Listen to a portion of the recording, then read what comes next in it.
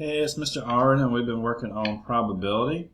And now we want to talk about counting, which can be very useful to probability. So we're going to talk about counting, and we're going to talk about permutations and combinations, maybe just one at a time though. But the first thing I want to talk about is the counting principle.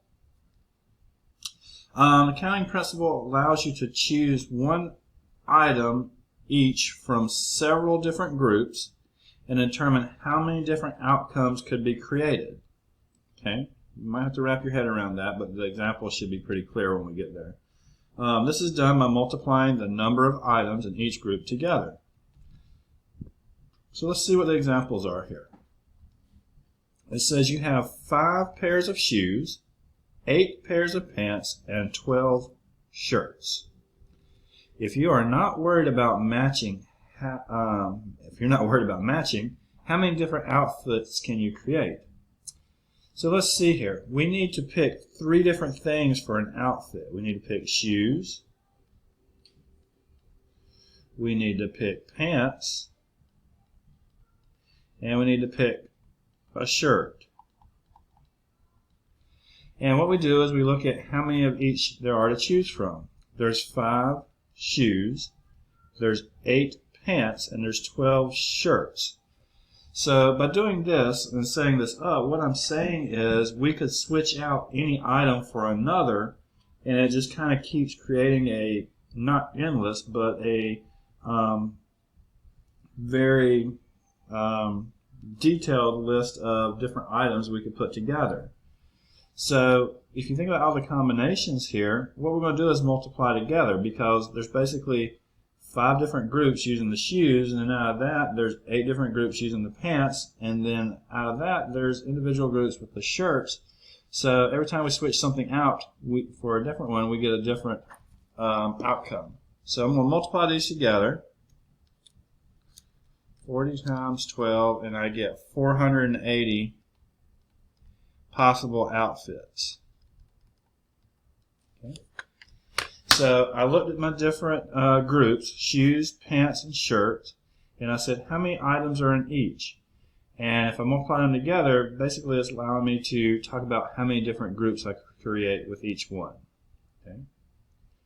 So let's see what my next examples are. A restaurant gives a choice for 6 appetizers, 4 entrees, and 2 desserts. Okay.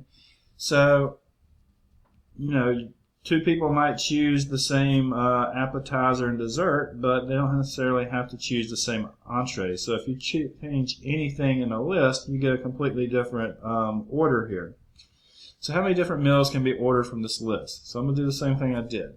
We're choosing 3 different things. We're choosing the appetizer, we're choosing the entree, and we're choosing the dessert. So there's 6 appetizers, 4 entrees, 2 desserts. I'm going to multiply that together, and I believe that's 48 different meals. Okay. The last one on this topic, a refrigerator comes in 3 sizes, 4 colors, and 5 styles, whatever that means. If a shop wants to have one of each on hand, how many different refrigerators are there? So it doesn't sound too crazy at the start. We say, well, there's 3 sizes, 4 colors, 5 styles, but then somebody comes in and they want a particular combination there, and we just don't happen to have it. So we say, well, let's just keep everything in stock. Well, let's just see how realistic that is. So we got the size, we got the color, and we got the style. And 3 times 4 times 5, that's 60. So that means we'd have to have 60 different refrigerators if we were going to cover every single option that we were going to lay out to the customer. Okay. So that's quite a lot more than you might think. Okay. So let's see. The next thing we want to do is talk about permutations. Permutation is an ordered list of R items taken from a group of N items. So I hope you've watched the video on how to do this in your calculator. But the notation formula for permutations is this NPR.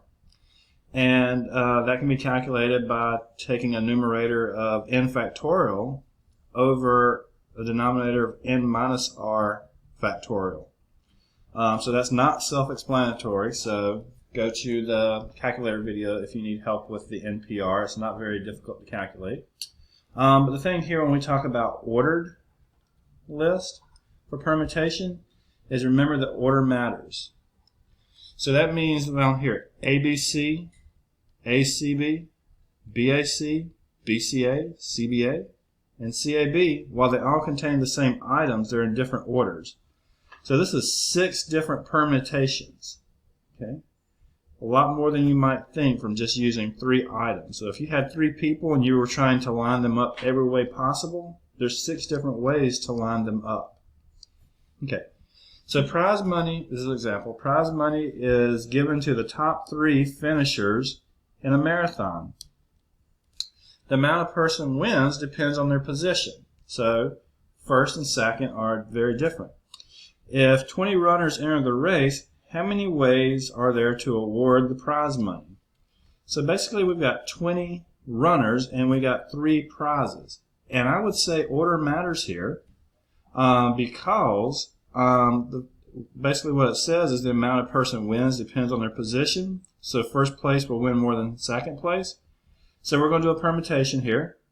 So there's 20, that's our n, p, 3 for the number of people or number of prizes we have. So we're going to use our calculator. And I get, if you haven't done the calculator exercise, this will blow your mind, 6,840 out of the 20 people. Okay, so that's how many different ways we could arrange first, second, and third place.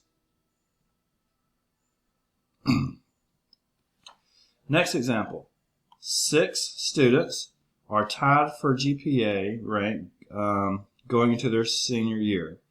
How many ways could these students be ordered, meaning permutation, at the end of the year if there are no ties? Well, you don't see as many numbers in here, but what you know is there's 6 students, and how many of them are we going to order? All 6. So we're going to take that to our calculator. So 6p6, 720. So if you're not getting these numbers, go to the calculator video or contact me if you've already exhausted that resource. And we'll try and help you with the calculator. If you're not sure where to get the numbers to put these together, I'll help you as well. Next, there are 10 people on the curriculum committee, and they decide to put all their names in a hat and draw for the positions of president, vice president, and secretary.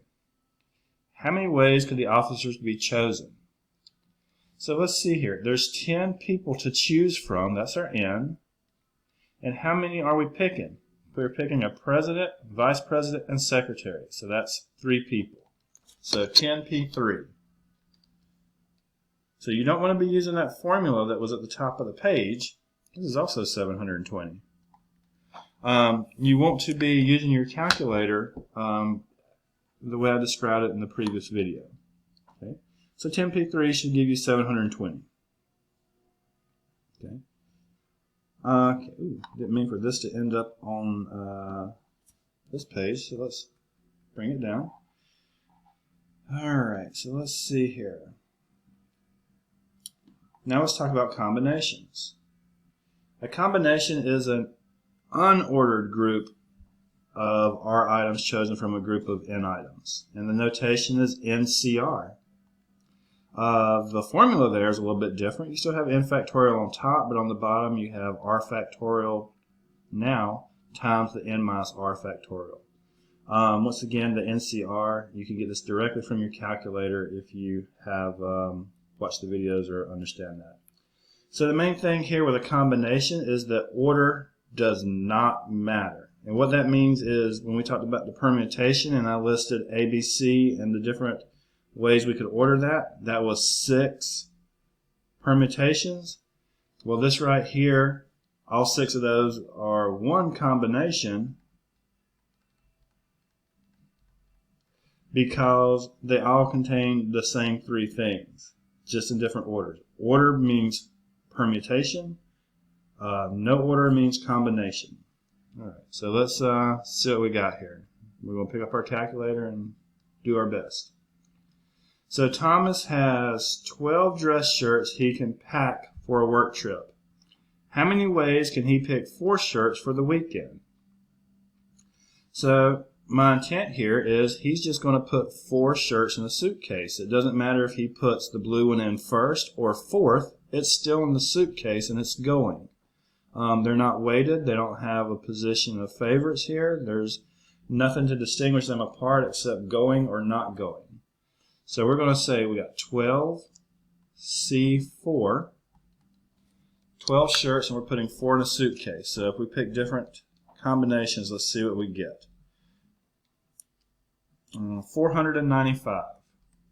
So when you do combinations, there should always be less than if you did permutations, because when you add that element of order, you increase the number of outcomes, where the combination does not increase the outcomes because switching it doesn't matter.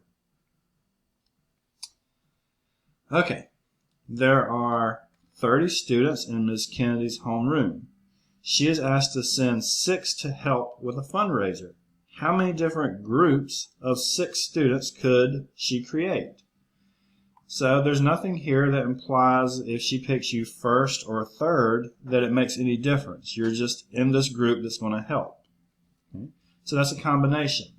So switching the names around on the list doesn't change anything. So there's 30 to choose from. It's a combination. So 30C, picking 6, 30C6.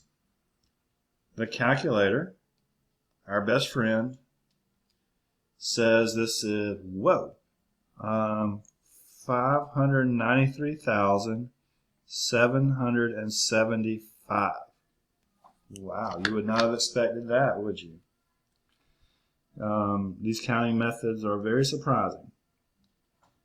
The last example I have here. There are 12 houses on Frank Street. He has time to rake leaves in 7 of them. How many ways are there for him to complete 7 houses today? That may sound a little ambiguous for what we're talking about. So you may be a little bit confused on some problems, and that's going to be the thing, trying to determine if you're talking about a permutation where order matters or a combination where order doesn't matter. But we got 12 and we got 7, so I would say in this that he's either doing your house today or not. It doesn't matter if he does it in the morning or the afternoon. So I'm going to say those 7 houses are all on the list. And it doesn't matter where you put them. So I'm going to do 12C7.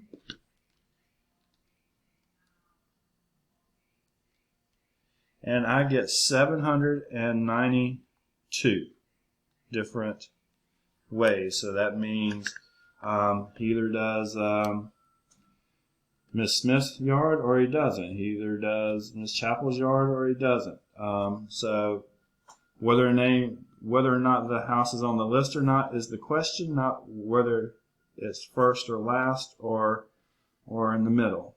Okay, so the big thing here is to kind of look at the examples, and when you read a problem, try and determine if it's a permutation where order matters or a combination where order does not.